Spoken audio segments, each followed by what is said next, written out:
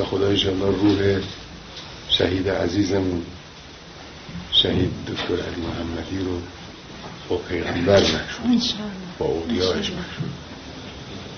آقا که پسرتون هست؟ خانم چی؟ دخترم هست. دخترتون هست. همین دو تا فرزند دارید؟ بله هم دو تا. خدا انشاءالله هر دوشون رو بهتون بده. سلامت باشید.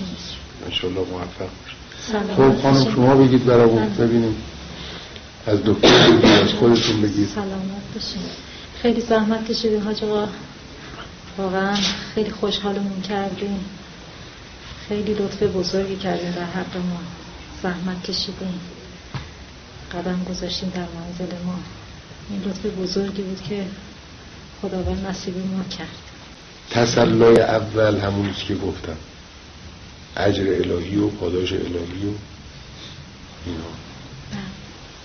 روایت داره که شهید، کسی که شهید میشه در راه خدا، به مجرد که میفته زمین، حالا اون وقت مثلا تو میدون جنگ از اسب میافتادن، حالا یه جور دیگه، همین مجرد این که به خاطر ضربه دشمن زمین میفته، قبل از آنی که از دنیا بره، یعنی هنوز تو این نشأه است، ملائکه میان دور برش، فرشتگان الهی، و میبینه اون فرشتگان رو. این خیلی چیز مهمیه که هنوز در همین نشأه با چشم مادی فرشتگان الهی رو میبینه و اونا بهش مژده میدن و خدای متعال همه گناهانش رو میبخشه. هر گناهی و تقصیری کرده باشه خدای متعال میبخشه. این ببینید، این بزرگترین تسلی اینه.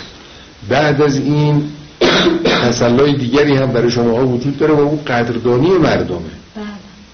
شما دیدید مردم چه قدردانی کردن، چه پارسال امسال سر قضیه سالگرد ایشون چه قدردانی، رسانه ها، مردم، اجتماعات.